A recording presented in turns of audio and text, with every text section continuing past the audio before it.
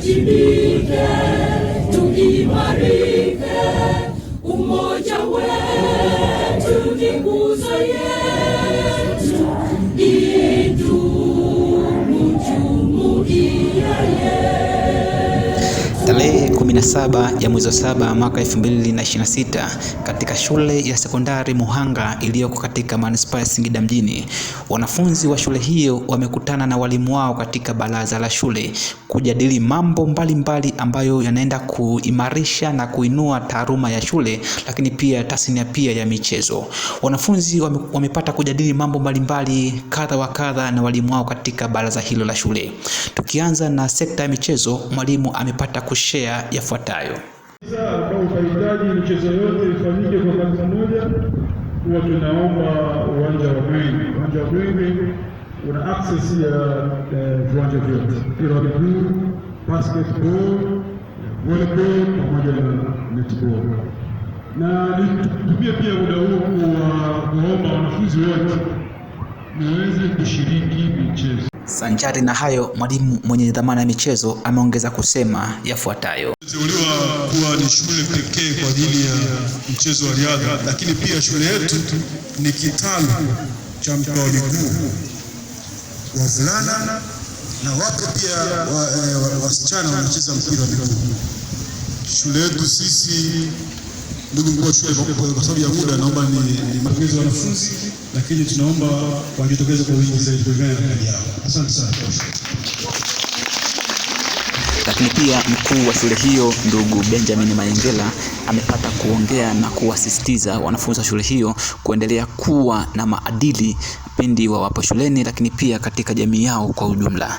Amesema furaha yake ni kuona matokeo na ufaulu katika shule hiyo inapaa juu, lakini pia katika suala zima la michezo amependa kuona watoto wakishiriki katika michezo. Anasema kwamba anapenda kuona watoto wakishiriki katika tour aidha za ndani ya wilaya, nje ya manispaa, lakini pia nje ya mkoa. Amesema yafuatayo.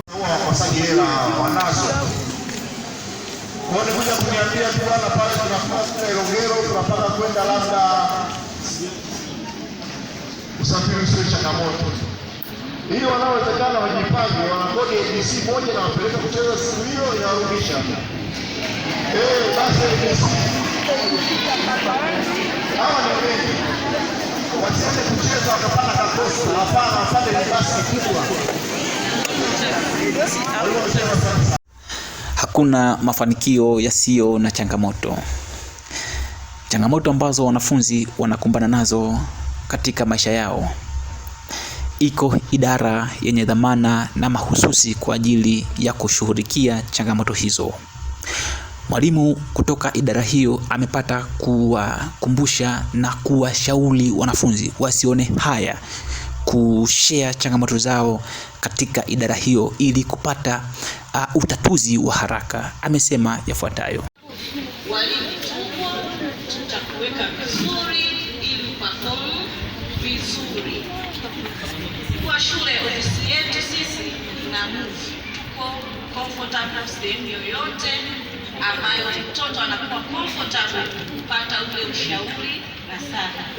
Kwa hiyo karibuni watoto, msikae na changamoto, ofisi yetu inapatikana.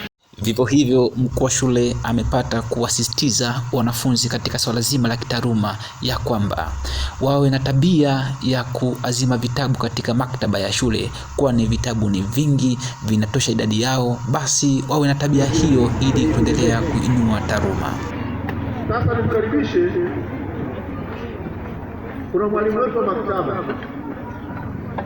Kama nimefika nafuatilia kuangalia hawa wanafunzi wanazima vitabu, sijapata utulivu kujua kama wanazima vitabu. Mwalimu wa maktaba anakuomba useme neno kuhusiana na vitabu viko wapi, ili wanafunzi hao wapate nafasi ya kuazima vile vitabu.